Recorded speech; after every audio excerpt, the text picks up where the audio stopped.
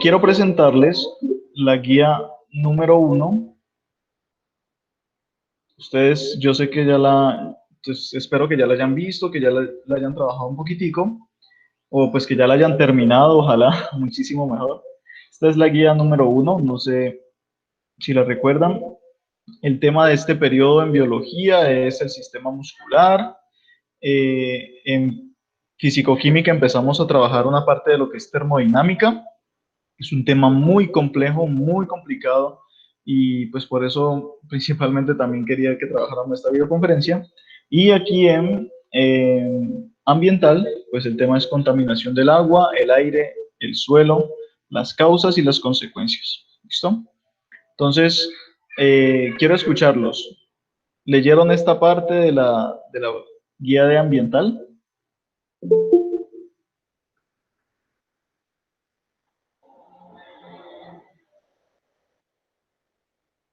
Bueno, no hay participación. Entonces, les comento qué es lo que hay que hacer en esta guía. Es bastante sencillo. Yo aquí les entrego información, les presento información bastante resumida. Es muy, muy, muy resumida. Es lo más básico. Ustedes queda en sus manos investigar información adicional a lo que yo les entrego. Sin embargo, es algo muy básico respecto a situaciones humanas que generan impactos ambientales. ¿Qué es un impacto ambiental? Pues ese tema trabajamos en séptimo. Un impacto ambiental es toda aquella situación que hace una modificación en el ambiente. Puede haber impactos ambientales que son positivos o impactos ambientales que son negativos. Como vamos a trabajar en este momento contaminación del aire, el agua, el suelo, sus causas y consecuencias, ¿qué impactos ambientales vamos a ver? ¿Positivos o negativos?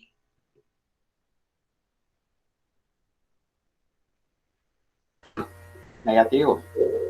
Vamos a trabajar, sí, con impactos ambientales negativos. Particularmente vamos a trabajar con el agua y pues entre impactos ambientales del agua hay variados y diversos. De pronto ustedes conocen algunos. ¿Cuáles conocen ustedes que puedan ser impactos ambientales para con el agua?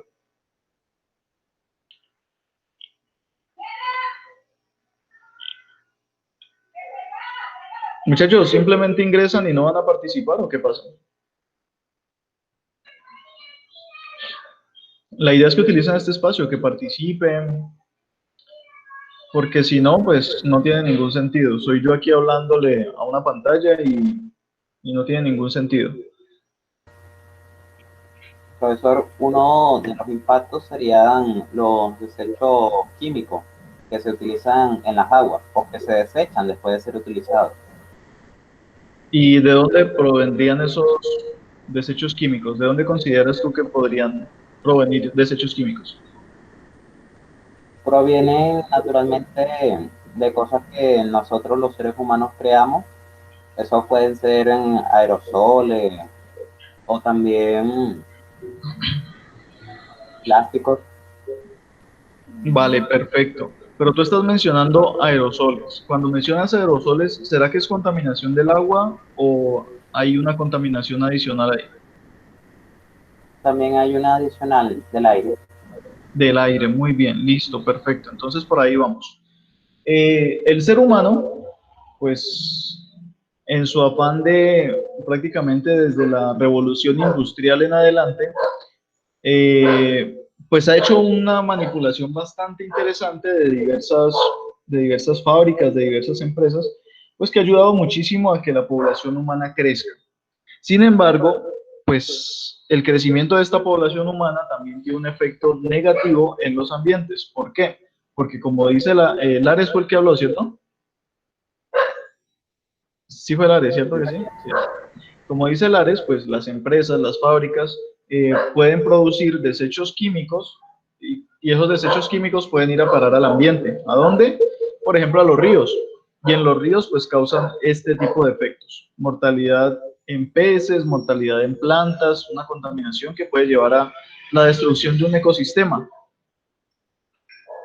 También puede haber vertimiento de productos químicos en suelos, puede haber mal uso del suelo, puede haber de pronto mal uso de herbicidas, mal uso de insecticidas, pues me refiero al uso excesivo, que puede llegar a degradar el suelo y que puede llegar pues a generar problemas en la parte de la litosfera, o sea, la parte del suelo como tal, y para el crecimiento de plantas en general. Finalmente, pues contaminación del aire, la imagen lo muestra todo. Prácticamente los seres humanos utilizamos diferentes herramientas que para funcionar emiten sustancias tóxicas al aire. Lares nos hablaba de los aerosoles. Nosotros aquí en esta imagen podemos ver las fábricas, las empresas, pero hay más. ¿Alguien conoce algún otro tipo de contaminante del aire?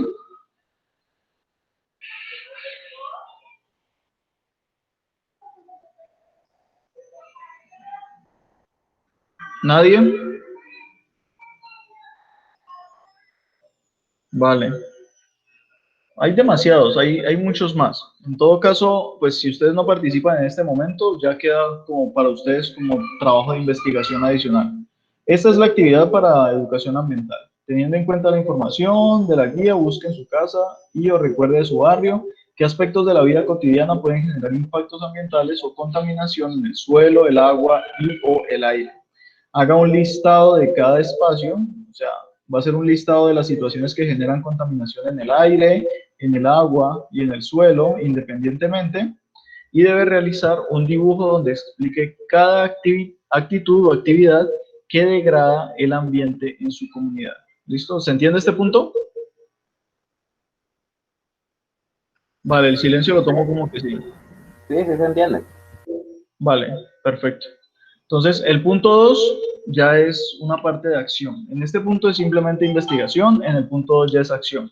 Teniendo en cuenta pues, las situaciones contaminantes que encuentra en su comunidad, elabore una propuesta de proyecto que llevaría a cabo para mitigar el deterioro del agua. Es decir, ¿qué propone usted para esa situación que está ocurriendo en su comunidad para que deje de ocurrir? Una propuesta suya, desde su pensar.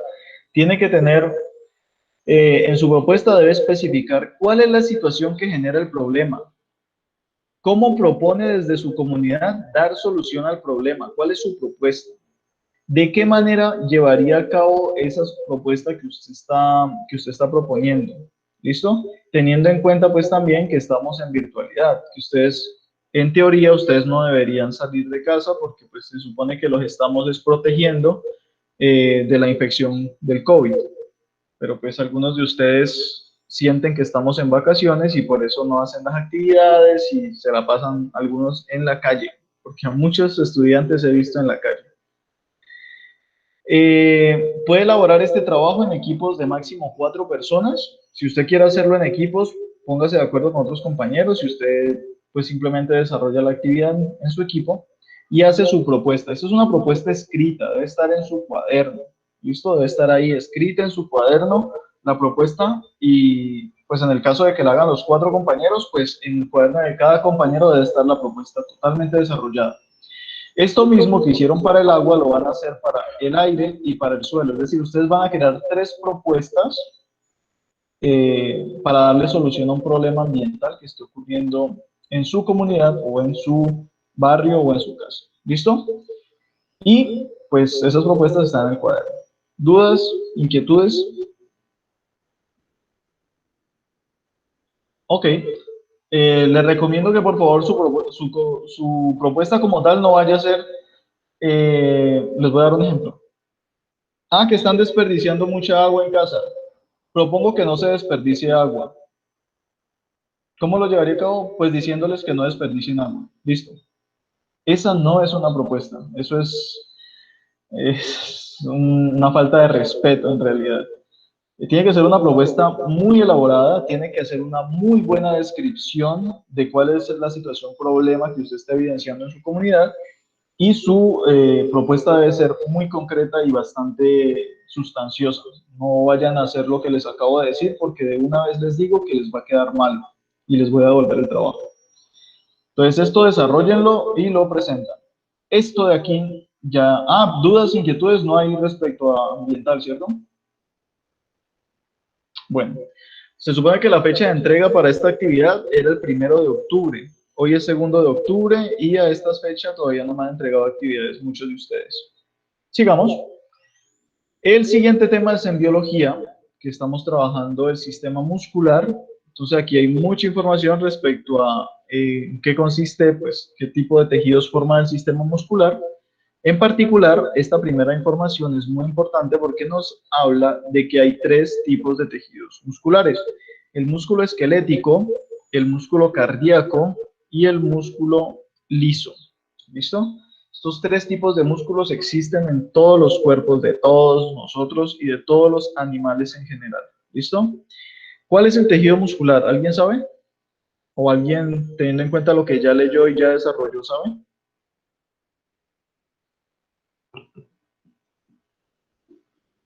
Ok, nadie sabe. El tejido muscular esquelético es aquel tejido que se pega a los músculos, a los huesos. ¿Listo? Por eso se llama esquelético. ¿Por qué es particularmente interesante este músculo? Porque es el único tipo de músculo que nosotros podemos controlar en nuestro cuerpo. Cuando usted abre la mano, usted controla que esos músculos se abran y se cierren a voluntad. Si usted quiere pegar un puño, usted aprieta la mano y lanza el puño y todo ese movimiento es controlado por usted. Entonces, los músculos que están en los brazos pegados a los huesos, todo este tipo de músculos, todos estos son de tejido muscular esquelético, también se le llama tejido muscular estriado, que aquí aparece, tejido muscular estriado. Entonces es así, más o menos. ¿Listo?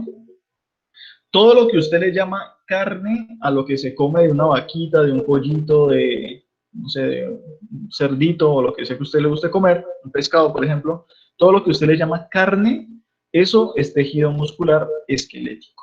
¿Listo? Hay otro tipo de tejido muscular que es el tejido muscular cardíaco. ¿Cuál será el tejido muscular cardíaco? Por su nombre, o sea, a primera vista, es el que se encuentra en el corazón. Por lo que Muy bien, pude. listo, perfecto. Muchas gracias, Lares. Este tejido muscular es el que se encuentra en el corazón. El corazón es un músculo, ¿vale? Pero a diferencia de los brazos, de las piernas y de todos estos otros músculos, el tejido muscular cardíaco nosotros no lo controlamos. Él se mueve por voluntad propia. O sea, pues, evidentemente, eh, él se mueve porque pues, hay algunas reacciones nerviosas que se adhieren ahí que hacen que se mueva, pero ninguno de nosotros es capaz de controlar el corazón. Es decir, ninguno de nosotros puede hacer que el corazón pare en algún momento o hacer que palpite como nosotros queramos. Él tiene su ritmo propio y él se mueve con su propio ritmo. ¿Listo? Por eso, cuando a una persona le da un ataque cardíaco, no hay posibilidad de que esa misma persona, por su propia voluntad, pueda hacer que el músculo empiece a palpitar otra vez. Tienen que meterle un choque eléctrico para que ocurra un restablecimiento en cuanto a los tejidos nerviosos, en cuanto al impulso nervioso que se lanza al corazón y vuelve otra vez a latir. Impulsos nerviosos es un tema que ustedes ya deberían dominar porque es un tema del segundo periodo. Entonces, pues ahí más o menos me van entendiendo. ¿Listo? Entonces, el tejido muscular cardíaco es el que se encuentra dentro del corazón, nosotros no tenemos control de él y se mueve a su propio ritmo. ¿Listo? Hay un tercer tejido que es el tejido muscular liso, que es el tejido muscular que se encuentra en las paredes de los vasos sanguíneos, en el tubo digestivo, en las vías respiratorias, en la vejiga, en las vías biliares, en el útero de las mujeres. Y este tipo de tejido también es independiente, es decir, ese tipo de tejido nosotros no lo podemos controlar, ¿vale? Es un tejido, es un músculo totalmente fuera de nuestro control. Por ejemplo, cuando usted se come unas papitas fritas o un pollito o lo que sea que a usted le guste comer, esta comida ingresa al estómago y pasa a los intestinos. En los intestinos tienen un movimiento propio y ese movimiento peristáltico, me parece que era el nombre, creo que era, ese movimiento que hace el intestino, lo que hace es que mueve la comida, o sea, lo que usted se comió lo va moviendo y lo va moviendo y lo lleva por todo el tracto digestivo, lo lleva por todo el intestino delgado, después lo pasa al intestino grueso y después sale por el ano, ¿cierto? Entonces, todo ese movimiento que hace la comida y lo que usted se comió a través del tracto digestivo es involuntario, usted no puede controlarlo, ninguno de nosotros puede controlarlo. Y ese tipo de movimiento lo hace el tejido muscular liso. No solamente ese, sino también ayuda en el control de la sangre, ayuda en el control de los vasos linfáticos, en las vías respiratorias, lo que es la tráquea, lo que son los bronquios, todo ese tipo de tejidos están formados por tejido muscular liso. ¿Listo? ¿Dudas, inquietudes? ¿no? Bueno, entonces pasamos al siguiente, que es clasificar diferentes tipos de músculos, que son, estos son músculos esqueléticos, clasificar cómo son los diferentes tipos de movimientos. Entonces, los primeros que presento aquí son los movimientos agonistas y antagonistas. ¿Listo? ¿Qué es un movimiento agonista? Según lo que dice acá, son aquellos que al contraerse provocan la fuerza necesaria para realizar una acción. ¿Listo? Entonces, tiene que ver con la contracción para realizar una acción. Por ejemplo, en este caso, el tipo está subiendo el brazo. ¿Sí miran? Él está subiendo el brazo y digamos que él tiene una pesa en la mano. Él está haciendo este ejercicio de pesas que les gusta a muchos hacer para tener un bíceps gordo y fuerte. Entonces él está levantando ahí su pesita. Cada vez que él contrae el brazo para levantar la pesita, este musculito es un músculo agónico y este que se está estirando acá es un músculo antagónico, porque va a realizar una acción contraria a la que se está proponiendo. Es decir, este se contrae, miren, este se contrae y forma el musculito y este se estira. ¿Listo? Cuando usted hace lo contrario, este se estira, el bíceps se estira, y entonces en ese caso ya es un músculo antagónico, y este de acá se contrae. Mira, se pone más gruesito. ¿Sí más o menos se entiende el punto? Son acciones contrarias, son músculos que tienen acciones contrarias, que cuando uno hace una cosa, el otro hace justamente la contraria. ¿Vale? Aquí en este caso, este se hincha, este se adelgaza. Si hacemos la fuerza contraria, este se adelgaza y este se hincha. ¿Sí, mira? Más o menos se entiende así, es más fácil entenderlo así. El silencio no me dice nada, muchachos, pero pues el único que está hablando es Lares. Supongo que el resto, no sé, no van a participar hoy en en toda la videoconferencia. Sí, supongo bien. Hay otros tipos de músculos, por ejemplo, los músculos sinergistas y los músculos fijadores, que pues tienen, el sinergista son aquellos que al contraerse colaboran con la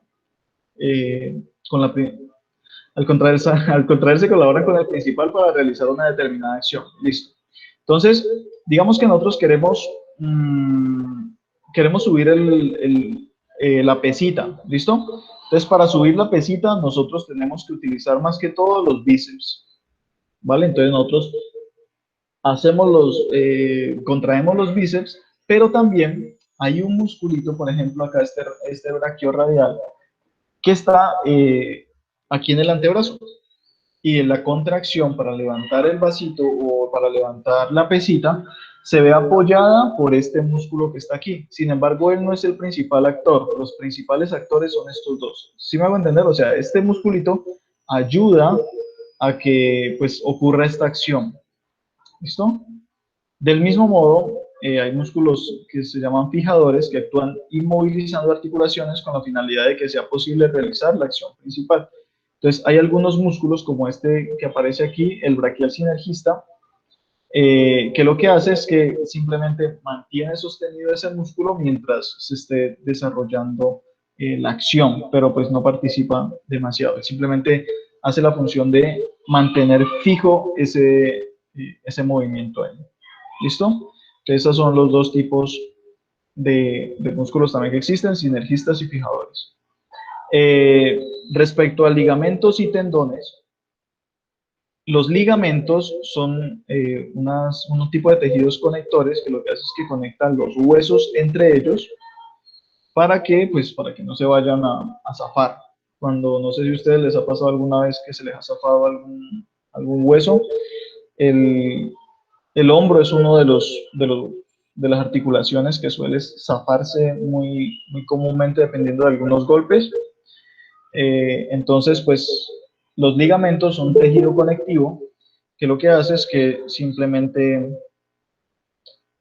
sostiene los huesos entre ellos. Y esos son los ligamentos. Y los tendones lo que hacen es que conectan los músculos, es decir, hacen la conexión del músculo con el hueso. Es decir, aquí en este pedacito de aquí hay un tendón. Si lo ven, este tendón conecta este bíceps con este hueso de acá. ¿Listo? Entonces, así es como se conectan los músculos en el sistema óseo. ¿Listo? Por eso esto se llama un sistema óseo-muscular, donde son los huesos y los músculos los que interactúan entre ellos para llevar a cabo una acción. Y esto es la información respecto a biología. ¿Dudas? ¿Inquietudes? No, Todo clarísimo, ¿cierto? Perfecto. La actividad tiene 3 preguntas. Son 3 preguntitas nomás. Primero, realice un mapa conceptual donde explique las características del sistema muscular y los diferentes tipos de tejidos. ¿Dónde encuentra esa información? Aquí en la guía. Segundo, realice un dibujo del cuerpo humano y ubique los principales músculos. Este dibujo lo tiene que hacer investigando. Para este sí le toca investigar, aparte. Simplemente es dibujar, ubicar los diferentes músculos, mirar cuáles son los músculos que usted tiene en cada una de las diferentes zonas, cuáles hay en las piernas, cuáles hay en los pies, cuáles hay en la cara, cuáles hay en los brazos, en el pecho.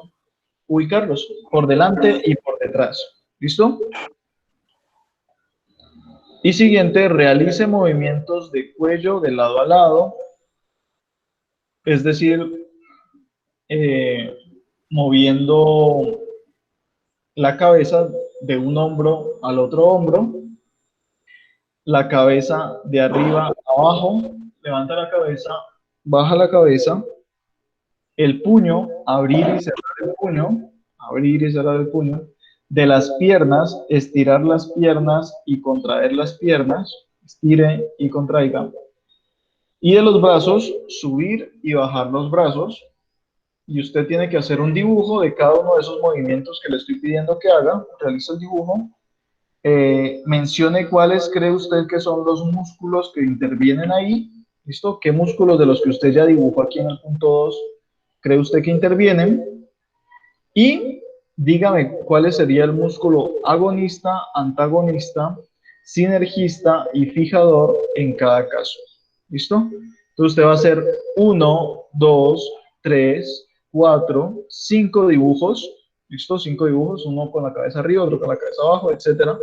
Y en cada dibujo usted me va a decir, yo creo que participa este músculo y este músculo, y esos músculos son, no sé, por ejemplo, los agonistas en este movimiento, y este músculo de acá atrás que está haciendo la cosa contraria es un antagonista.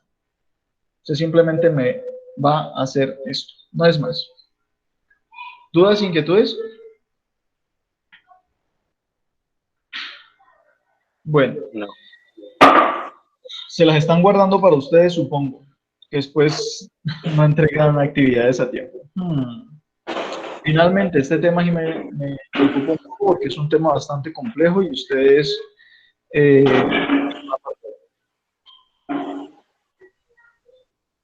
en la parte de físico-química se les notó que tenían ciertos problemitas. Entonces, eh, vamos a ver si podemos, pues si podemos mirar este tema sin inconvenientes. La termodinámica, ¿alguien sabe qué es la termodinámica o qué estudia la termodinámica? ¿A qué le suena termodinámica? termo me suena a temperatura y dinámica me suena a trabajo. Muy bien, perfecto, eso es. Es todo aquel tipo de... la termodinámica es la rama de la física que estudia todo aquel tipo de movimientos, trabajos que se realizan a partir del calor.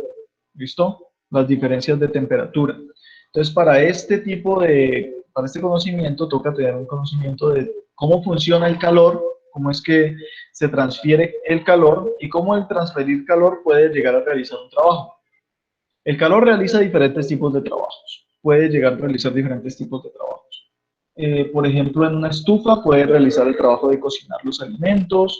Por ejemplo, en una moto puede llegar a realizar el trabajo de mover los pistones para que la moto se mueva. En una nave espacial, en un cohete espacial de la NASA, puede llegar a producir la potencia suficiente para que el cohete salga disparado hacia el espacio, ¿cierto? Entonces, eso es lo que estudia la termodinámica, cómo trabaja el calor, cómo se mueve el calor. Entonces, el calor se transfiere de un cuerpo a otro dependiendo de unos principios muy sencillos. ¿Listo? Los elementos que estén más calientes van a tender siempre a, a transferir su calor a los elementos que no estén tan calientes, tratando de buscar siempre un equilibrio químico. Perdón, un equilibrio térmico. Y siempre se va a perder un poquitico de calor en ese proceso. Les voy a dar un ejemplo. Usted coge una varita, una vara que la metió al fogón y está al rojo vivo, está caliente. Y usted la mete en un vasito con agua. Si usted mete esa varita al rojo vivo, calientísima, a un vaso con agua, ¿qué va a pasar?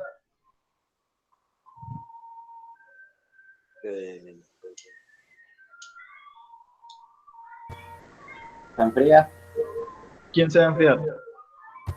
la varita y se calienta el agua. Muy bien, exacto. ¿Qué le pasa al agua? ¿Qué le pasa al agua?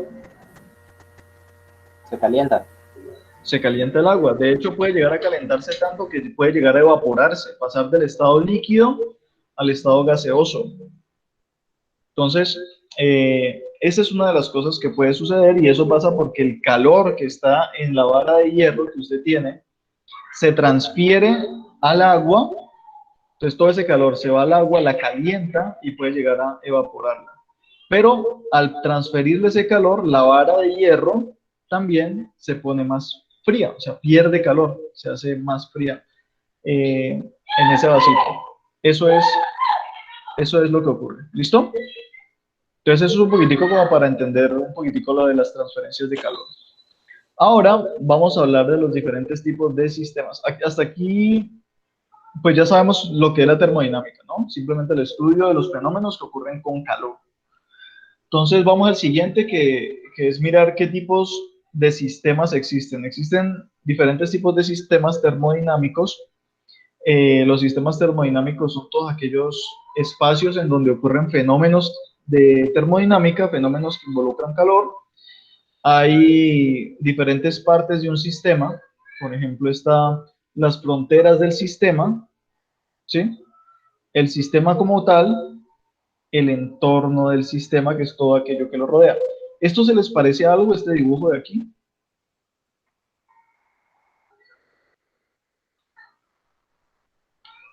¿Se les parece algo o no? Por lo que marca es un cubo, pero ¿Un qué? con un círculo.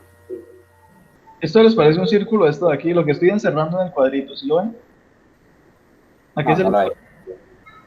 ¿Tú no puedes ver mi pantalla, Lares? Sí, sí lo veo. Parece una caja. Sino que tú estás compartiendo tu pantalla, chaparro. Señor. Deja de compartir tu pantalla, por favor. Ah, listo, profe, ya, disculpe. Vale, gracias. Entonces, lo que está aquí en este cuadrito, ¿sí lo alcanzas a ver o no? Sí, sí lo veo. ¿A qué se les parece? ¿No se les parece algo cotidiano que hay en su casa todos los días? ¿Una olla? Una olla. Una olla es un sistema termodinámico. Es un sistema termodinámico. Si no tiene la tapa puesta aquí arriba, es un sistema termodinámico abierto. ¿Por qué? Porque cuando usted calienta las cosas aquí con candela, lo que esté aquí adentro se va a calentar y va a tender a volverse gaseoso. Por ejemplo, en el caso del agua, va a tender a volverse gaseoso. O va a realizar el trabajo de cocinar o quemar lo que esté aquí adentro. ¿Listo? Entonces, esos son los componentes. El sistema, que es la parte que nosotros queremos estudiar, o sea, todo lo que está dentro del sistema como tal. El entorno, que es todo lo que rodea nuestro sistema, y las fronteras, que viene a ser, pues, básicamente aquello que rodea nuestro sistema. ¿Listo? Entonces, aquí le hablo de los diferentes tipos de sistemas termodinámicos que hay. Hay sistema del tipo abierto, donde se intercambia masa y energía. Eh, ¿Cuál sería la energía a intercambiar aquí? Pues el calor que yo estoy metiéndole a la olla se intercambia con la masa que yo tengo en el interior de la olla. ¿Listo? Trabajo o calor. Un ejemplo dice que es una reacción química en un tubo de ensayo que está abierto. Eso lo que hace es liberar eh, pues el calor que está ahí dentro de ese tubo de ensayo. Hay del tipo cerrado, que es cuando nosotros cogemos este sistema y en lugar de tenerlo así abierto le colocamos una tapa. Por ejemplo, las ollas a presión. Una olla a presión, una olla pitadora, es un sistema termodinámico cerrado porque tiene una tapa aquí que no permite que la energía salga. ¿Listo? Que la materia salga, perdón. Que la materia salga de aquí. Ahí se queda encerrada. Eh, entonces, entra energía en ese sistema, pero no pasa nada. Simplemente queda ahí radiando calor. ¿Listo? Un sistema aislado es un sistema que no intercambia ni materia ni energía. Por ejemplo, un termo para mantener las bebidas a temperatura constante. Usted coge el café, lo prepara, lo hizo y metió ese café en un termo. El café está calientísimo, está hirviendo, pero dentro del termo está aislado térmicamente, es decir, no transfiere ni calor ni temperatura con el ambiente, con el entorno. O sea, no se calienta el entorno ni nada, se queda el calor aquí adentro. Entonces, no hay reacción como tal, no se mueve ni materia ni energía dentro de un sistema aislado. ¿Listo? Y el adiabático es el que no se permite la transferencia ni de materia ni de calor, pero sí energía en forma de trabajo. ¿Listo? Entonces, dice que un termo con una tapa que permite variar el volumen. En este caso, nosotros podemos tener el mismo termo, pero tenemos una tapita y la tapita la podemos cerrar un poquitico para que apriete más el sistema o soltar un poquitico para que le permita que se expanda. En ese caso, pues tenemos un sistema que, ¿qué? Que no intercambia materia ni calor, pero sí puede hacer un trabajo como tal. ¿Listo? Por ejemplo, el caso de los pistones, son sistemas adiabáticos que, pues el pistón cuando aprieta en el motor, genera una presión que puede generar un trabajo. ¿Cuál es el trabajo que ocurre en el motor de una moto? Pues el trabajo es mover las llantas. ¿Listo? Hagan de cuenta aquí un pistón que está subiendo y bajando. ¿Listo? Entonces, estos son sistemas adiabáticos. ¿Dudas, inquietudes hasta ahora? No, señor. ¿No? Listo. Gracias ahí por contestar. Ya decimos que las fronteras o las paredes de un sistema, o sea, esto que está aquí, todo esto que está en azul, las fronteras pueden ser fijas, es decir que, por ejemplo, en el caso de la olla, se mantiene ahí fija, eso no cambia. Pueden ser móviles cuando por ejemplo algún sistema se calienta y se hincha, en algunos casos de unos globos. Pueden ser conductoras o diatérmanas que pueden conducir el calor constantemente, por ejemplo, y aquí dice que al conducir el calor permite que la temperatura a ambos lados de la misma sea igual. Por ejemplo, si tenemos una olla y le colocamos, ¿ustedes saben lo que es el baño María? ¿Sí? Sí saben lo que es el baño María, ¿cierto? Muchas veces se hace con chocolate. ¿Qué es lo que se hace? Se coloca una olla en la estufa, se la llena hasta la mitad con agua y después se le coloca otra ollita dentro y dentro de esa ollita que se coloca dentro se pone otra sustancia, por ejemplo chocolates para que se derritan o cosas por el estilo. Entonces, en este caso, permite que el calor pase del agua que se está calentando, pase hasta el siguiente sistema que es el baño María como tal, que es la otra ollita que está ahí al interior. De esa manera, pues es una frontera que es conductora, porque permite que el calor del agua que está calentándose entre y caliente también el chocolate que está dentro de la otra ollita al interior. ¿Sí me hago entender o no? Sí, señor. Les voy a Creo mostrar que porque yo creo que de pronto esta parte es un poquitico complicada. Baño María. Aquí está, mírenlo. Imágenes. Aquí está. ¿Sí miran? Se hace mucho con los chocolates. Entonces, tenemos una olla que la llenamos con agua y posteriormente, pues, esa agüita lo que hace es que calienta nuestra ollita que está más al interior. Entonces, aquí, esta frontera que está aquí, esta olla que es la frontera, esta olla, pues, permite el paso del calor desde aquí, desde el agua, hasta el chocolate. ¿Listo? ¿Dudas, inquietudes? Así es más claro, ¿cierto o no? Sí, señor. sí, se lo es. Vale. Y hay adiabáticas que no conducen ni calor, que son aislantes térmicos. Por ejemplo, ¿cuál? Una sustancia que sea aislante y que no permita que se transfiera el calor. El que mencionamos hace poco podría utilizarse como, no sé cómo lo llaman aquí, una, una hielera. Eso, muy bien, una hielera. ¿Se han visto que la hielera está hecha de icopor, cierto? Sí, señor. El icopor es una sustancia que no permite que se transfiera fácilmente el calor de un lado a otro. Entonces, si usted coge esa hielera y la llena con hielos y la tapa y la mantiene cerrada, esa hielera queda aislada y va a perder muy poquito calor. O sea, el hielo se va a derretir finalmente, pero como está relativamente aislado, se va a derretir muy lentamente. A diferencia que si usted coge un montón de hielo y lo coloca en el patio de su casa, si usted lo coloca en el patio de su casa, pues no está aislado térmicamente, el calor del ambiente calienta el hielo y lo derrite rápidamente. ¿Sí me hago entender ahí? Sí, señor. Bueno, perfecto. Muy bien. Y acá finalmente esta es una parte un poquitico más compleja porque es un poco matemática. Tiene que ver con las variables de la ecuación de estado. Resulta que, pues este debimos haberlo visto un poquitico cuando estábamos viendo gases, pero pues igual lo podemos ver aquí porque también tiene que ver con la parte de la temperatura y de cómo la temperatura interviene en el movimiento de partículas gaseosas. Entonces, nos dice que para cualquier gas, en todos los gases intervienen diferentes factores. Los factores que intervienen son la presión, el volumen, la masa y la temperatura. La presión, ustedes ya saben lo que es, el volumen, ustedes ya saben lo que es, la masa ya saben lo que es y la temperatura ya saben lo que es. Todo esto interviene en la forma en cómo se va a mover o cómo va a trabajar un gas, o qué es lo que va a hacer ese gas.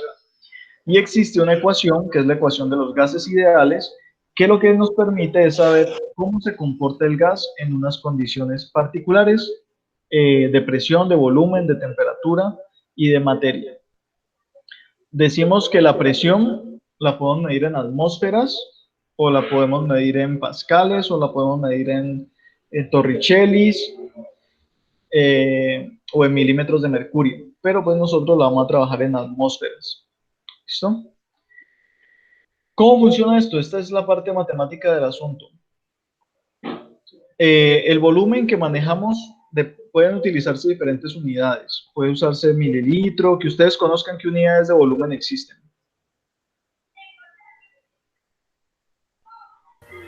Centímetro cúbico, Muy bien, el centímetro cúbico. ¿Qué más? Cuando ustedes van a comprar leche a la tienda, ¿qué piden ustedes que les den?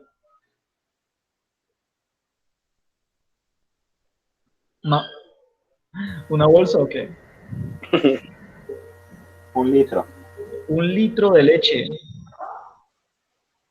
El litro es otra unidad de volumen. Nosotros podemos utilizar el centímetro cuadrado, el metro cuadrado o el litro. ¿Listo? El litro es la unidad que nosotros vamos a utilizar para trabajar esta parte matemática. El número de Avogadro es el número de moles. Bueno, este es complicadito. Una mol es una sustancia que se compone de moléculas, ¿listo? O de átomos como tal. ¿Cuántos átomos o cuántas moléculas hay en una mol? Pues hay el número de Avogadro de moléculas o de átomos. Por ejemplo, en una mol de helio hay 6 millones, perdón, 6.023 por 10 a la 23 moléculas de sustancia. No, un segundito. Esto me está sonando raro. A ver. ¿Cómo es que era? Número de Avogadro. Aquí está. Por 10 a la 23. Sí, es 10 a la 23. Es 6.022. 6.022 por 10 a la 23. A ver, ¿cómo está aquí? 6.0, sí, es ese número. Sino que aquí está mal escrito. Ahí hagan una corrección, por favor, en la guía. El número de Avogadro es 6.023 por 10 a la 23, que es el número científico, que es en notación científica. ¿Listo? O sea, sí, es notación científica. Eso. Entonces, este número es invariable. Este es prácticamente una cantidad de sustancia. Por ejemplo, si yo quisiera decir que tengo una mol de aguacates, yo tendría 6.023 por 10 a la 23 aguacates. Si yo quisiera decir que tengo una mol de granitos de arena, yo diría que tengo 6.023 por 10 a la 23 granitos de arena. Es decir, es simplemente una cantidad de sustancia. Eso es lo que significan las moles. Eso lo van a trabajar mucho más a fondo cuando estén en décimo con el profesor Spitia. Entonces, básicamente, bueno, este número es importante teóricamente hablando, pero nosotros siempre vamos a trabajar es con número de moles. Es decir, en la ecuación de gases vamos a trabajar es con el número de moles. La R es una constante. Como es una constante, esto nunca va a variar. La R es 0.08 atmósferas por litro dividido entre mol por Kelvin. Kelvin son, pues, la temperatura, ¿no? Temperatura es la unidad de medida en el sistema internacional es el Kelvin, aunque también se suele usar el grado centígrado o grados Celsius. ¿Listo? Esto ustedes ya lo tuvieron que haber comprendido desde séptimo. Se trabaja un poquitico con esta parte de la parte térmica, de lo que viene a ser intercambio entre escalas de temperatura. Sin embargo, es muy fácil de trabajar, no es difícil, y ustedes incluso pueden meterse aquí a Google y, por ejemplo, colocar de Kelvin a grados centígrados. Entonces, ustedes aquí pueden colocar diferentes valores y él les muestra la ecuación, la fórmula, y les muestra el resultado. Si ustedes quieren que sea al revés, entonces aquí le colocan de grados Celsius a grados Kelvin. Entonces aquí le muestra la ecuación y le muestra el resultado. Es bastante sencillo de hacer. Las ecuaciones, las fórmulas, todas ustedes las pueden encontrar en internet si ya no las recuerdan de grado séptimo. Sin embargo, pues ahí está, para hacer las transformaciones. Si vamos a trabajar con esta fórmula, que es la fórmula de la ecuación de estado, todas las temperaturas siempre tenemos que pasarlas a grados Kelvin. Siempre, porque Kelvin tiene que cancelarse. Para cancelar Kelvin, perdón, porque está acá en el número R, tiene que cancelarse, y para poder cancelarla necesitamos tener temperaturas siempre en grados Kelvin. ¿Listo? Entonces aquí les doy un ejemplo. ¿Listo? Calcular el volumen de 6.4 moles de un gas a 210 grados Celsius sometido a 3 atmósferas de presión. ¿Listo? resolvemos, estamos en la relación, vamos a utilizar la ecuación de los gases, que es esta. Entonces, lo primero que tenemos que hacer es pasar la temperatura a grados Kelvin. ¿Por qué? Porque nosotros tenemos aquí que en la ecuación de estado la temperatura aparece en grados Kelvin como tal. Entonces, ¿cómo se hace? Aquí está la fórmula. Como les digo, ustedes la pueden revisar en Google si ustedes quieren. Ahí pueden encontrar las diferentes fórmulas. En este caso, la fórmula es grados Celsius más 273.15 es igual a los grados Kelvin que usted esté buscando. ¿Listo? Aquí, pues le da el dato de los grados Kelvin. Estos 210 grados Celsius en grados Kelvin son 483 grados Kelvin. ¿Listo? Y de ahí simplemente reemplazamos. La ecuación es BP es igual a NRT. Como lo que nosotros queremos saber es cuál es el volumen, entonces lo que nosotros dejamos libre de la fórmula es que esta es la fórmula. La B. Tenemos que dejar libre esta B, el volumen. Si la P está multiplicando al volumen en este lado de la ecuación, tenemos que despejar esa ecuación. ¿Cómo la despejamos?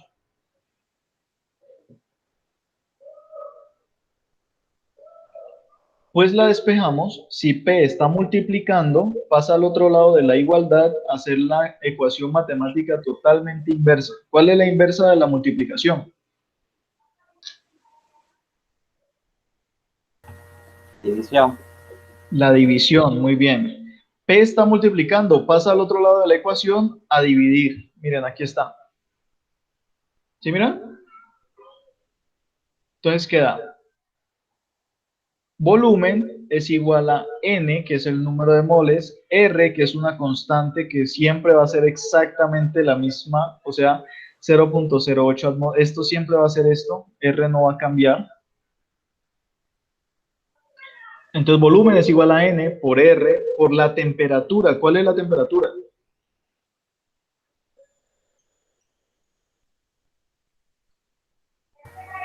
$483 Kelvin. Muy bien, la temperatura es esta que nosotros hallamos aquí, 483 Kelvin, y eso lo dividimos por la presión. ¿Cuál es la presión?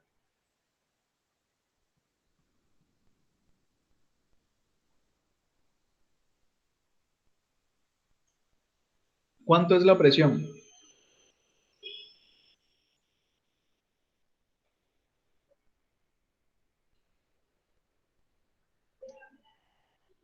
Esta es la presión.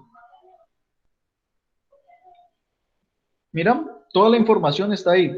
Ustedes simplemente tienen que cogerla, organizarla en la ecuación y al final les va a dar un número. Este número que está aquí es la respuesta. ¿Cuál es la respuesta?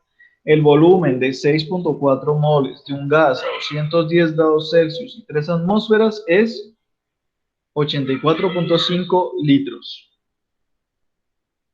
¿Listo? ¿Qué tal este punto? Difícil, ¿cierto? Un poco matemático, un poco complicado, pero es de pensamiento matemático. Es más de lógica, es más de la parte lógica que ustedes trabajen. ¿Dudas, inquietudes, preguntas? Profesor, Ajá. que en la parte del ejemplo que nos dio me perdí y por eso fue que no pude realizar bien las preguntas que nos dejó. Ajá. No entiendo cuál es el papel que tiene la letra R. Sí. En el ejemplo que nos dio, que aparece 0.08 atmósfera Sí. por el litro dividido entre el mol. Ajá. No incluí esa parte en uno, en uno de los ejemplos y me daba era 82, no me llegó a 84. Ah, interesante. No, es que esta R lo que significa es que es una constante, es una letra constante, es un número constante. Se llama la constante universal de los gases. ¿Listo? Entonces, esa R siempre va a estar en la ecuación de los gases ideales y siempre va a ser exactamente el mismo valor, 0.08. Siempre hay que incluirla porque es una constante universal y es una constante universal para esta fórmula. ¿Listo? ¿Cuál es la función de ella? Pues simplemente ayuda a despejar las diferentes unidades que hay en la ecuación. ¿Por qué? Porque ella tiene todas las unidades que se necesitan para saber las diferentes características de un gas. Para saber las características de un gas tenemos que saber su presión. Aquí está la presión. Tenemos que saber cuál es su volumen. Aquí está el volumen. Tenemos que saber cuántas moléculas tiene el gas. Aquí están las moléculas del gas. Tenemos que saber cuál es la temperatura del gas. Aquí está la temperatura del gas. Miras, esa constante nos ayuda a despejar fórmulas y, perdón, a despejar unidades y dejar la unidad que nosotros vamos a utilizar, simplemente. ¿Sí se entiende? Sí, señor. Sí le entiendo, profesor. Vale, perfecto. Entonces, ya teniendo en cuenta esto, pues mostramos aquí al final la actividad. La primera es que mencione 5 sistemas termodinámicos que encuentra en su vida cotidiana y realizar un dibujo de cada uno de ellos. Diga qué tipo de sistema es y explique por qué cree usted que es de ese tipo de sistema termodinámico. ¿Listo? Mencionar 5, hacerle sus 5 dibujitos, decir qué tipo de sistema termodinámico es y decir por qué es ese tipo de sistema termodinámico según usted. ¿Listo? Ya uno de esos sistemas se los di. Aquí está. Vean, este es un sistema termodinámico. ¿Qué es? Lares ya dijo que era eso. Ahora de ahí en adelante ya les quiero a ustedes mirar qué tipo de sistema termodinámico es y por qué es ese tipo de sistema termodinámico. Nada más. Segundo, considera que el estudio de la termodinámica es importante en el mundo actual. ¿Por qué? ¿Será importante estudiar termodinámica? ¿Será importante conocer las transferencias de calor y temperatura? No sé, ustedes me dirán y me dirán por qué. Y tercero es un ejemplo de los gases ideales, utilizar la ecuación de los gases ideales para resolver estas tres preguntitas. Esta situación y esta situación. Ahora, una cosa, muchachos, no sé por qué, yo creo que no están leyendo. En sexto yo lo entendería, pero en octavo también lo he visto. Ustedes siempre que ven A, B, C, ustedes creen que tienen que colocar una X. No sé por qué. Y me ha pasado que me entregan ustedes trabajos o me entregan actividades donde aparece, por ejemplo, en este caso, tercera, y en lugar de resolver el punto A, el punto B y el punto C, lo que hacen es que colocan una X aquí en la B. No sé por qué hacen eso, ¿no? Yo creo que es que no leen. Yo creo que simplemente no leen y cuando ven A, B, C, suponen que hay que poner una X y ya. Y dónde se pone la X no importa porque no sé, no me interesa. Entonces, mucho cuidado con eso, pero pónganse a leer, lean bien lo que se les está pidiendo y desarrollen. ¿Listo? Sí, señor. Vale, perfecto. ¿Dudas con esta primera guía que fue la de hace 15 días? No, señor. Vamos a la siguiente entonces. La siguiente es esta. Esta tiene que ver en ambiental, esta fue la que les envié ayer. En ambiental trabajamos un tema que es el tema ¿de qué? De mitigación del deterioro del medio ambiente. Ustedes ya en la primera vimos qué efectos tenía el hombre en el medio ambiente, qué tipo de contaminación podíamos generar. En esta les voy a explicar algunas acciones que se pueden llevar a cabo para mitigar la contaminación en suelos, mitigar la contaminación en el agua y mitigar la contaminación en el aire. ¿Se acuerdan que en la primera yo a ustedes les había dicho que tenían que buscar en su casa diferentes situaciones que pudieran generar impactos ambientales y que dieran soluciones? Pues, Sí, señor. pues en esta segunda guía les estoy mostrando algunas de las soluciones que hay para algunas situaciones que ocurren en diferentes ecosistemas. Ahí está toda la información, ustedes simplemente tienen que leerlo, mirar y desarrollar. ¿Listo? Sí, señor. No es complicado y esto es básicamente cositas que podemos hacer en el día a día. Lo que me importa aquí es la actividad, porque la actividad tiene que ver con la propuesta que ustedes crearon en la guía 1. ¿Listo? Ustedes en la guía 1 crearon 3 propuestas. La propuesta de suelo, la propuesta de aire y la propuesta de agua. ¿Cuál es la idea? Que ustedes en esta actividad de la guía 2 van a hacer una exposición de esas propuestas que ustedes van a proponer, teniendo en cuenta los problemas que hay en su comunidad o en su casa. ¿Cómo lo van a hacer? Van a explicar cuál es el problema ambiental que está generándose en su casa o en el ambiente, en su comunidad. ¿Cómo propone usted que se lleve a cabo pues una mejora, una solución a ese problema? ¿Listo? Entonces tiene que explicar las situaciones que generan alteraciones y las opciones para mitigar ese daño ambiental. ¿Cómo usted propone que en su comunidad o en su casa hagan algo para que deje de ocurrir ese daño ambiental o para que se mitigue ese daño ambiental?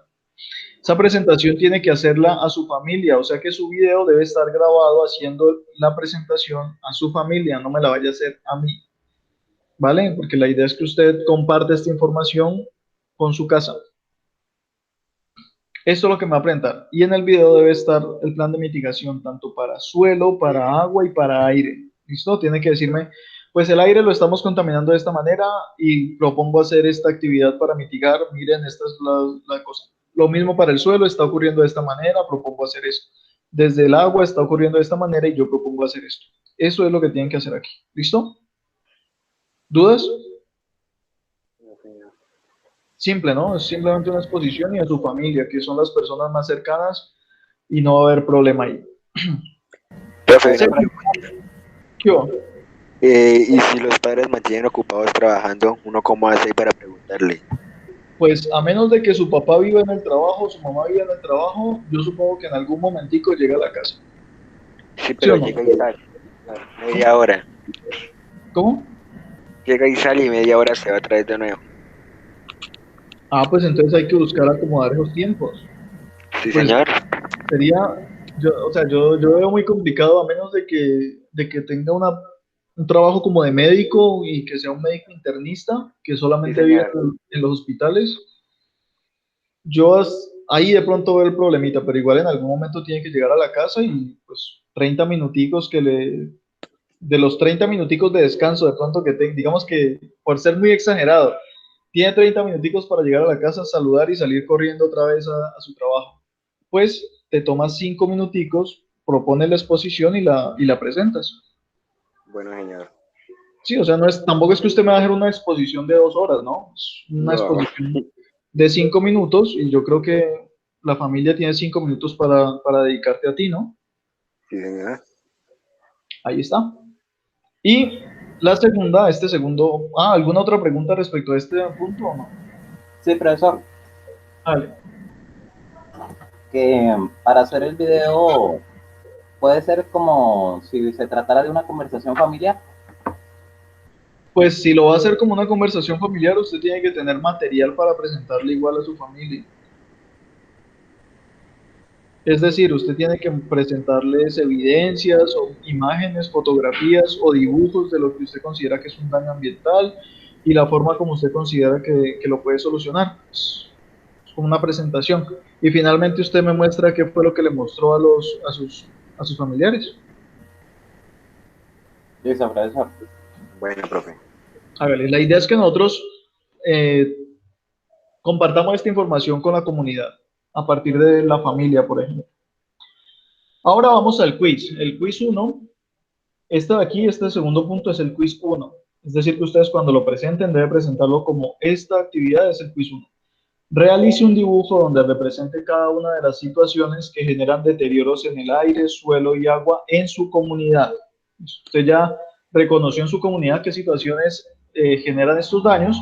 Usted hace el dibujo, explica la situación y propone la forma de solucionarlo. Es más, si usted hace una cartelera, aquí para hacer esta presentación, usted hace una cartelera y en la cartelera pone estos dibujos, explica y propone la solución, usted le toma una foto de esa cartelera y ese es su quiz uno. Y ya con eso tiene para pasar esto. ¿Qué tal? Sí, Está está bien, bien. profesor. Sí, está Está bien. fácil. Si usted no quiere ganar es porque no quiere, pero ahí No, está, suave, corto. sencillo y para toda la familia. ¿Dudas con ambiental? No, está fácil la tarea. Está suave. Vamos entonces con la siguiente, que es de biología. Aquí en biología se me olvidó, la verdad esto fue un error mío totalmente. Enfermedades del sistema muscular tenía que haberla visto en la guía anterior. Como se me pasó, entonces lo pasé a esta guía, aparece como primera parte del tema.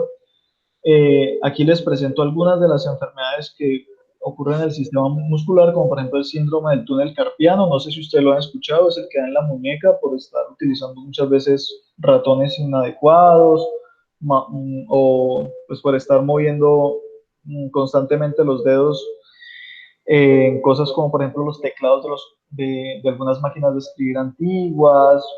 Entonces, ¿qué es lo que pasa? Que se hincha ahí una parte de los tendones flexores y eso lo que hace es que pues, genera mucho dolor porque aprieta un nervio que pasa por esa zona, que es el nervio mediano.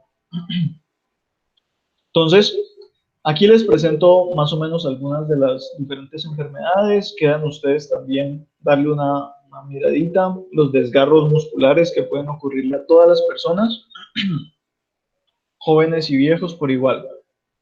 Bursitis, que son unas inflamaciones, unas bolsas que se llenan de líquido y se inflaman en los músculos, entonces genera mucho dolor. Y los calambres musculares, a todos creo que nos ha dado un calambre alguna vez, ¿o no?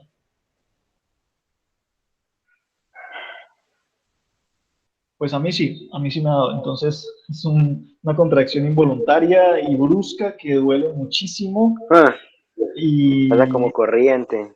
sí, y por ejemplo a mí me ha dado en los pies y como que se me aprietan los dedos de los pies. Uf, eso duele muchísimo. Y bueno, ocurre por varias razones. Puede ser por no hacer estiramiento antes de hacer algún ejercicio o por estirarse en un momento en donde el músculo está frío. Mejor dicho, esto ya es una situación más de no haber calentado el músculo antes de hacer algún movimiento. Y vamos al tema, este sí es el último tema, este es el último tema de biología para grado octavo, el tema del sistema inmunológico. ¿Qué es el sistema inmunológico? ¿A qué le suena? Es el sistema que nos permite defendernos de las enfermedades. Sí, es el sistema que nos permite defendernos de enfermedades o infecciones. Esa es la razón de ser del sistema inmunológico. ¿De qué está compuesto? Pues está compuesto de algunas células como los los fagocitos y los linfocitos, que son pues las células que le llamamos nosotros glóbulos blancos en la sangre. ¿Sí lo han escuchado los glóbulos blancos?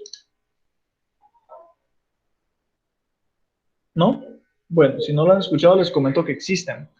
Hay unos glóbulos, unas células que se llaman glóbulos blancos que lo que hacen es que viajan por la sangre y cuando se encuentran alguna sustancia que es ajena al cuerpo, una sustancia que sea dañina o una bacteria que esté ahí tratando de infectar, ella coge, como su nombre indica, fagocitosis, lo que hace es que se come a esa célula, se come a esa bacteria, ese patógeno, esa cosita, se la come, la desintegra en su interior y pues con eso se muere ese agente infeccioso.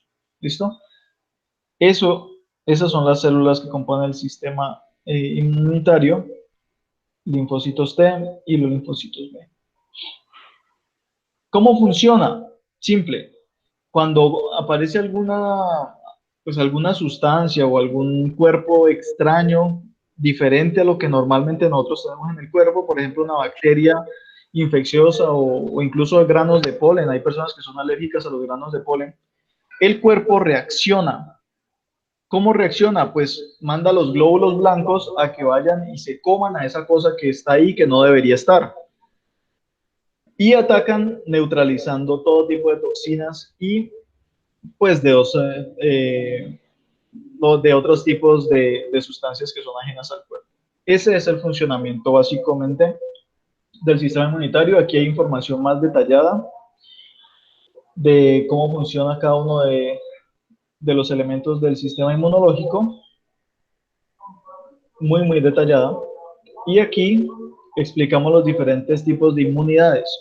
Resulta que cuando nosotros nacemos, nosotros tenemos muchas desventajas porque pues nosotros nunca hemos visto, pues desde el interior del cuerpo de nuestra madre, nunca hemos estado expuestos a muchas bacterias o a muchos organismos patógenos, o sea, organismos que causan enfermedades. Una vez salimos, quedamos expuestos a todo y somos muy susceptibles a enfermarnos fácilmente. Hay diferentes tipos de inmunidades, es decir, el cuerpo tiene diferentes tipos de inmunidades. La inmunidad innata, que es con la inmunidad que nosotros nacemos, es decir, con la inmunidad que nos pasa nuestra mamá a través de la sangre por el cordón umbilical. ¿Listo? Entonces nosotros tenemos esa inmunidad, es ahí medio, ahí vamos, entramos como con una pequeña defensa, ¿cierto? Hay más ejemplos como por ejemplo la piel. La piel es un órgano de defensa también, porque si nosotros no tuviéramos piel, tuviéramos los músculos ahí expuestos a gérmenes y a bacterias. Y pues nada, esta es básicamente la inmunidad innata. Hay otra inmunidad que es la inmunidad adaptativa, que se desarrolla a lo largo de la vida. Por ejemplo, si usted conforme va creciendo se ha enfermado de alguna o de otra cosita, usted vive en un ambiente que es un poco insalubre, su cuerpo se va adaptando a las enfermedades o a las bacterias que vivan alrededor de donde usted está. Y dependiendo de eso, pues su cuerpo puede o superar esas enfermedades o sucumbir a ellas. Si las soporta y las vence, entonces tenemos una inmunidad adaptativa fuerte porque pues el cuerpo suyo se está adaptando a las enfermedades. Si no lo logra y se muere, pues quiere decir que su inmunidad adaptativa no fue muy buena y pues nada, en paz descanse.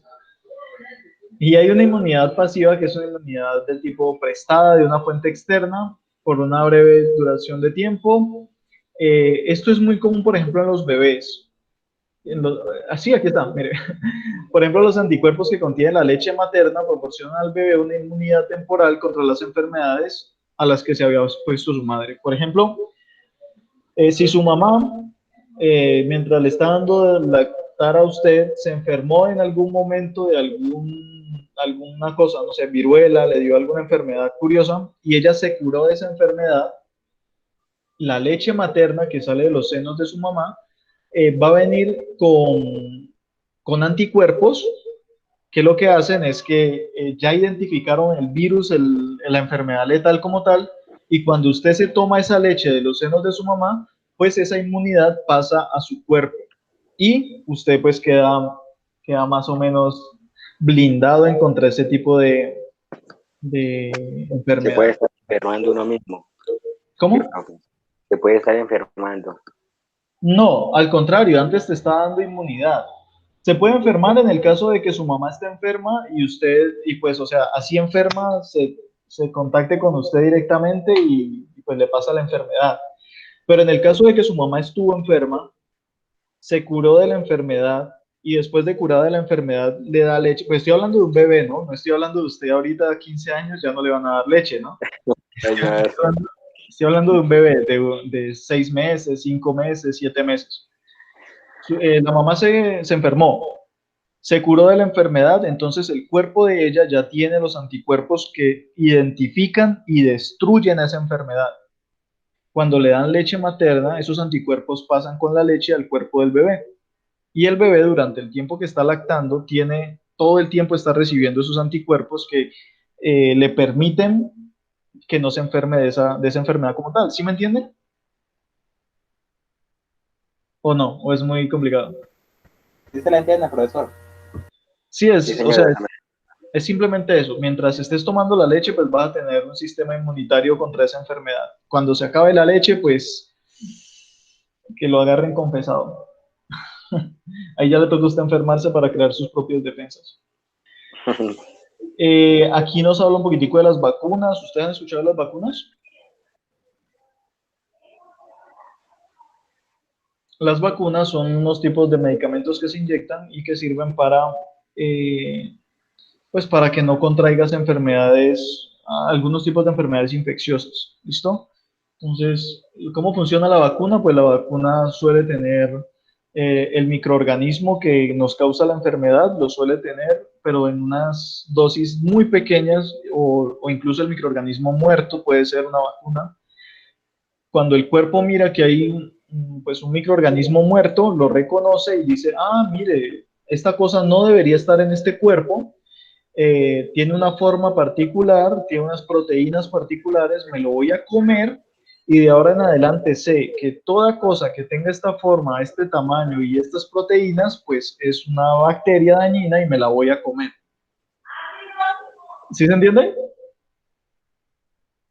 Es como que las células del cuerpo tienen memoria y esa memoria les permite pues, reconocer bacterias o virus que antes han atacado el cuerpo. ¿Sí se entiende eso? Sí, profesor. Bueno, entonces, eh, algunos problemas, algunas enfermedades del sistema inmunitario, pues las más comunes son, por ejemplo, las alergias. Ese es un problema del sistema inmunitario, que el sistema no reconoce algunas sustancias y sobreactúa. Es como que siente, usted por ejemplo, hay gente que es alérgica al maní, se come un maní y el cuerpo actúa como si se hubiera comido un veneno peligrosísimo y sobreactúa, incluso puede llegar a matar a una persona, el propio cuerpo suyo. Eh, entonces es un tipo de problema que ocurre. Hay enfermedades autoinmunes. ¿Qué son enfermedades autoinmunes? Es un trastorno genético que lo que hace es que los linfocitos T, o sea, eh, estas partes del sistema inmunológico que deberían cuidarnos y deberían protegernos, reconocen a nuestro cuerpo como si nuestro cuerpo fuera, o sea, como si algunas partes de nuestro cuerpo no debieran estar ahí. Es decir, reconocen, por ejemplo, que los pulmones son agentes externos al cuerpo. Los pulmones no deberían estar ahí, entonces atacan a los pulmones y se comen a los pulmones. ¿Qué les parece esa? Profesor, de hecho, lo conozco de experiencia propia, un caso de una persona que padece de una enfermedad autoinmune, ¿Conoces? denominada, sí, profesor, su enfermedad es del género lupus. Ah, el lupus. ¿Y en dónde está atacando en esa enfermedad? Bueno, en el caso de ella le afecta a los riñones, los Ujú. pulmones también, su hígado. Sí, el lupus es una enfermedad autoinmune que justamente ataca algunos órganos del cuerpo. Y entonces eso es lo que está pasando, que las células blancas reconocen que algunos órganos del cuerpo son agentes extraños, externos. Entonces, como agentes externos lo tratan como si fuera una bacteria o como si fuera un virus. Y van y lo atacan a muerte y se lo comen vivo. Se comen ese órgano o lo degeneran totalmente. Esta es una enfermedad terrible, terriblemente peligrosísima y es una enfermedad de trastornos genéticos. Entonces, si algún familiar nuestro la tiene, como es genética, es probable que de pronto pueda desarrollarse dentro de la familia este tipo de enfermedades. Mucho cuidado con eso. Y hay otras enfermedades que son unas que afectan el sistema inmunológico, que son enfermedades, en realidad son infecciones, como por ejemplo las infecciones con el VIH. ¿Qué es el VIH?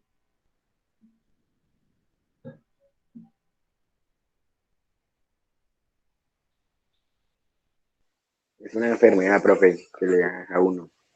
No, el VIH es un virus. La Ah, enfermedad bien.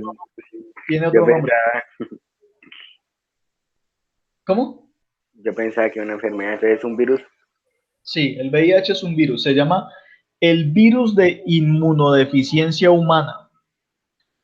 ¿Listo? Sí, señor.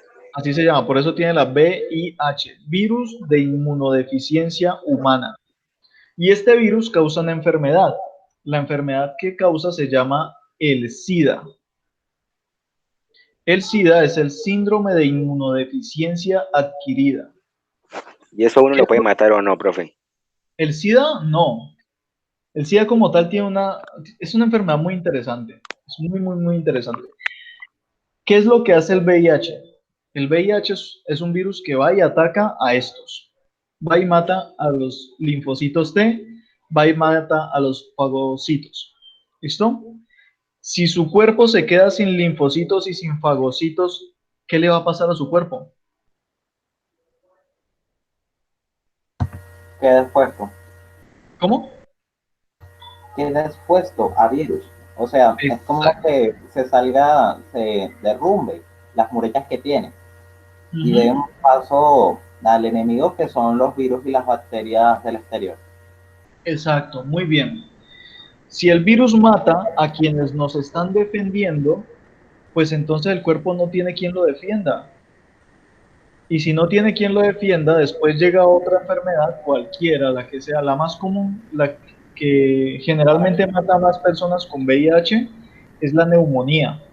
Es decir, entra una bacteria a los pulmones, afecta a los pulmones directamente y vos no te morís de SIDA, sino que te morís de una pulmonía o de una neumonía, perdón. ¿Sí se entiende? Sí, señor. ¿Y por qué se muere de la neumonía? Justamente porque no tiene nadie que lo defienda, no tiene ni una sola célula de defensa del cuerpo. ¿Sí se entiende cómo funciona entonces el VIH? Sí, señor. Señor. Mucho cuidado porque el VIH es un virus que prácticamente es un virus nativo ya. Lo tenemos en todos los continentes. Pues hay muchas personas que están contagiadas y que no presentan síntomas, pero hay personas que están contagiadas y presentan síntomas y pueden llevar incluso hasta la muerte. ¿Hay tratamiento? Sí. Hay tratamiento para poder vivir con VIH y vivir una vida larga y plena. Sí la hay, pero es muy caro. Son tratamientos para gente rica y pues nosotros, los que vivimos, muchos de nosotros, al menos es mi caso, no creo poder tener dinero para sostener este tipo de enfermedades. Entonces hay que tener mucho, mucho cuidado, muchísimo cuidado. Este virus se transmite por compartir agujas. Eh, algunas personas, como por ejemplo, hay personas que son adictas a sustancias psicoactivas que se inyectan en las venas. Entonces lo que hacen es que se inyectan en una vena y después le pasan la jeringa al otro para que se inyecte sustancias psicoactivas que son dañinas para el cuerpo. Ojalá ustedes entiendan eso. Y eso puede transmitir el virus. Si su compañerito, el que se está inyectando con usted, tiene el virus, cuando le pase la jeringa, le pasa por ahí derecho también el virus del VIH. Mucho cuidado. Y hay otra forma de transferencia que es la más común de todas, que es la transferencia sexual. Es decir, cuando ustedes inician su vida sexual y empiezan a tener sexo sin protección, por protección me refiero a preservativos, principalmente condones, el riesgo de contraer VIH es muy, muy alto, bastante alto. Entonces, lo mejor siempre es en esta parte tener mucho cuidado respecto a con quién se tienen relaciones sexuales y siempre tenerlo con preservativo, a menos de que pues ya sea con tu pareja estable, con la que vives y con la que te casaste o con la que vas a vivir de por vida y pues que sea una pareja monógama. ¿Listo? Bueno, vamos al siguiente que es la actividad. La actividad es sencilla, teniendo en cuenta las enfermedades del sistema muscular. Diga usted si ha sufrido alguna de esas enfermedades, si conoce a alguien que las sufra, mencione cuáles son las causas y cuáles son los síntomas. Esto pues usted lo tiene que investigar. Ya le digo yo que por lo menos un desgarro muscular ha tenido alguien en algún momento de su vida o un calambre. Segunda, realice un mapa conceptual con el cual explique qué es el sistema inmune, cuáles son las funciones, los tipos de inmunidades y los problemas o enfermedades del sistema inmune. Haga un mapa conceptual de la información que le entregué en la guía, prácticamente le estoy diciendo. Y la información que le entregué en la guía son dos hojitas, esta hojita y esta hojita. Y el punto 3 y el punto 4 son el quiz 1 de biología. Se tiene que marcar una hojita, este es el quiz 1, marca con su nombre y grado. Presente un mapa conceptual con el cual explique las características y funciones de los diferentes tejidos musculares en los animales. Esa información está en la guía 1 y se la expliqué hoy también. Y cuarto, investigue en qué consisten al menos dos de las patologías que se mencionan en la imagen del sistema inmunológico. ¿Cuál imagen? Esta. Investigue dos de estas patologías, investigue en qué consiste, explíquela y póngala. Eso es todo. ¿Listo? ¿Qué tal? Profesor, Dígame. sobre el punto 3 que nos da en esta guía, El punto Eh, 3. Ajá, sí, una duda. Nos dio la información en la guía uno y sí, nos dio algunos tipos de tejidos, pero tal vez pueda haber una diferencia por lo cual vamos a tener que investigar más. Entonces, no sé si le importe que hagamos dibujos de los propios animales con sus diferentes tejidos y explicárnoslo en nuestras propias palabras de lo que hayamos investigado de ellos. Ojo, vuelva a mirar la guía uno, compadre, porque en la guía uno ahí le explica los tipos de tejidos musculares. O sea, yo no le estoy pidiendo que me dibuje los músculos en general, sino los tipos de tejidos. Y en la guía uno le habla de que existen 3 tipos de tejidos. ¿Cuáles son? Yo no sé. Hay que buscarlos. Esa información está ahí. Listo, profesor. Más pistas no le puedo dar, Lares. Vamos acá para que terminemos. La última es la termodinámica y esto ya son las leyes de la termodinámica, que es algo bastante, esto sí es bastante simple. Hay 3 leyes de la termodinámica, es decir, 3 leyes en cuanto a cómo se comporta el calor y qué características tiene. La primera ley de la termodinámica es la ley cero de la termodinámica, que establece que cuando dos cuerpos están en equilibrio térmico, con un tercero, estos a su vez están en equilibrio térmico entre sí. ¿Cómo así, profesor? ¿Qué es el equilibrio térmico? Equilibrio térmico se refiere a que dos cuerpos tengan la misma cantidad de calor o, entre comillas, la misma temperatura. Entonces, ¿qué es lo que dice esta ley? Dice, por ejemplo, que si este cuerpo está en contacto con este cuerpo y estos dos eh, está en un equilibrio térmico, es decir, mmm, ¿cómo se lo explico? Tienen la misma temperatura. Exacto, exacto. Tienen el mismo calor o la misma temperatura. Y este de acá está en equilibrio térmico con este de acá, o sea, hay un conducto de aquí, tiene la misma temperatura, la misma temperatura, entre comillas, el mismo calor. Si estos dos están en equilibrio térmico y estos dos están en equilibrio térmico, entonces, por ley, este y este, aun si hay un aislante térmico entre ellos dos, aun si existe este aislante aquí, estos dos están en equilibrio térmico también. Esta ley parece una pachutada y parece algo muy obvio para muchas personas, pero créanme que esto tomó muchísimo para comprobarse científicamente, para ponerse a prueba de forma científicamente y seria. Y pues corresponde a la ley cero, es lo más básico, tiene que ver con los equilibrios térmicos.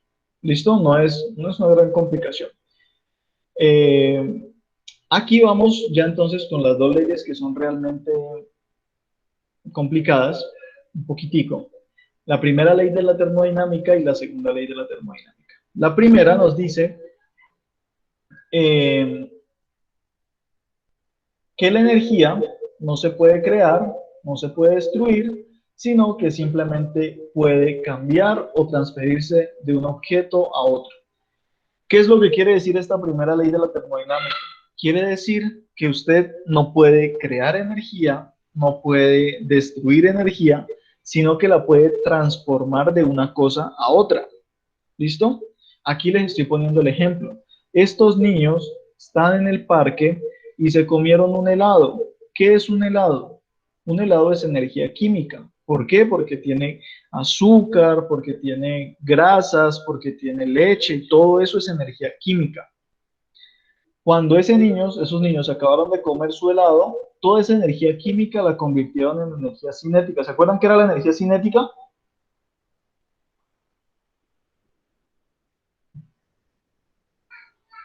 ¿Se acuerdan o no? ¿No? No se acuerdan. La energía cinética es la energía del movimiento. Entonces estos niños convierten un helado en movimiento, es decir, en ellos dándole vueltas al parque en una bicicleta. Más sencillo aún, tenemos este sol. Esto es energía luminosa. Y resulta que esos rayos del sol llegaron a una hojita de un árbol. ¿Qué hace el árbol con la luz del sol?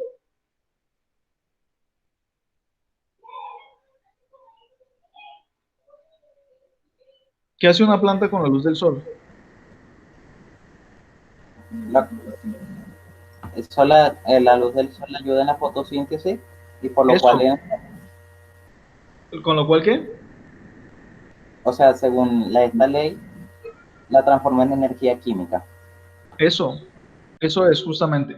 Coge la luz del sol, hace la fotosíntesis y lo convierte en energía química. ¿En qué lo convierte una planta? Por ejemplo, un árbol de manzanas convierte la energía del sol en una manzana.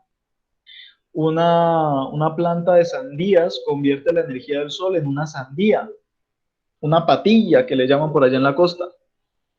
Eh, un árbol de peras convierte la energía del sol en una pera. Una mata de banano convierte la energía del sol en bananos. ¿Sí se entiende?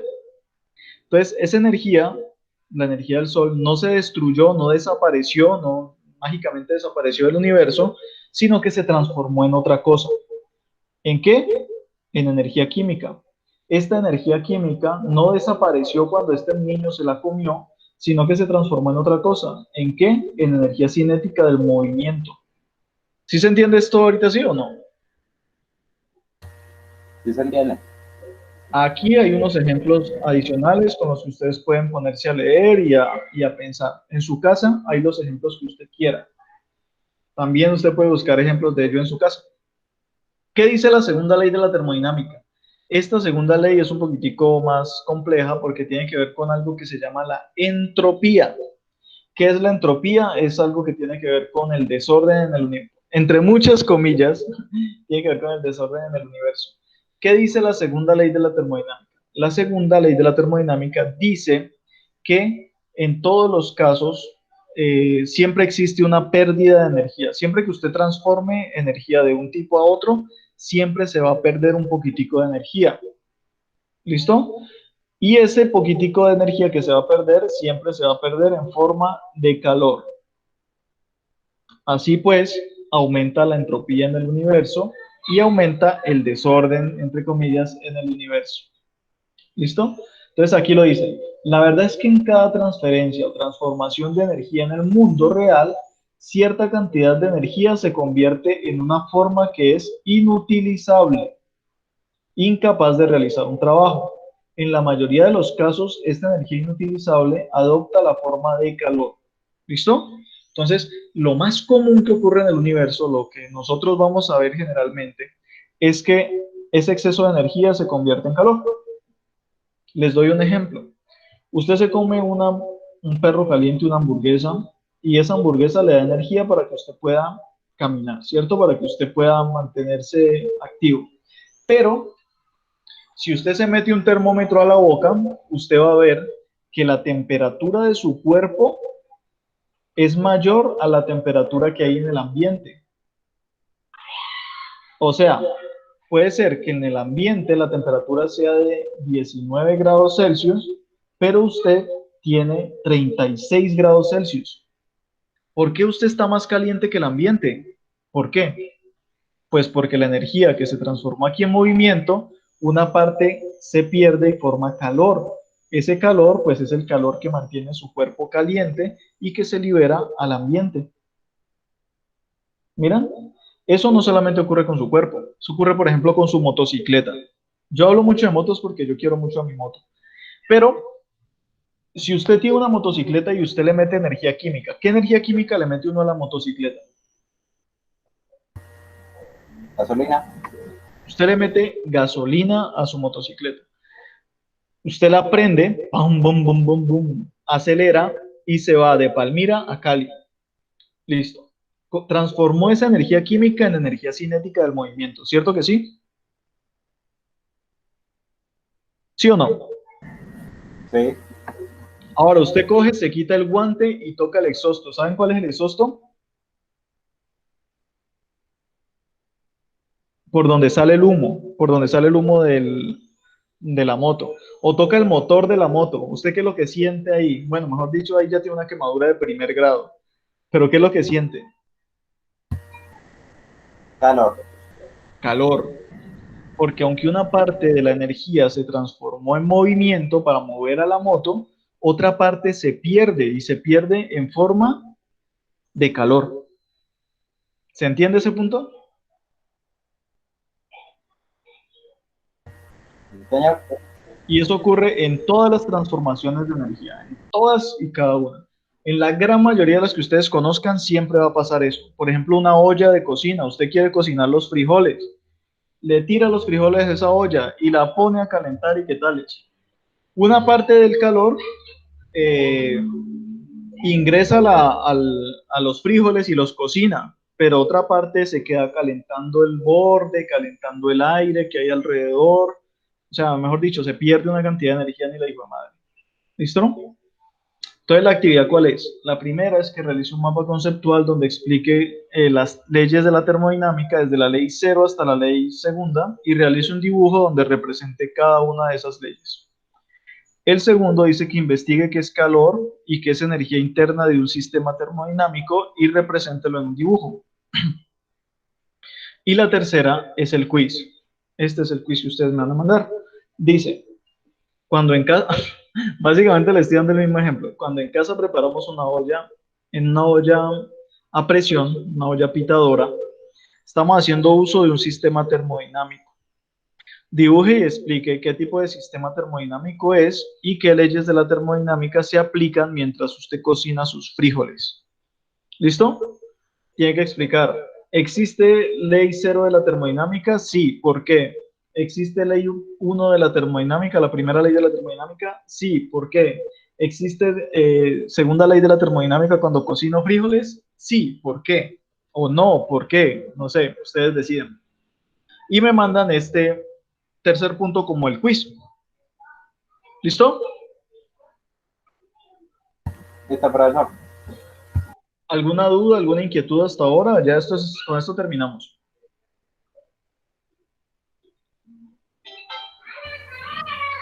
Bueno, si no hay más dudas, si no hay más inquietudes, muchachos, muchas gracias por estar aquí hasta esta hora.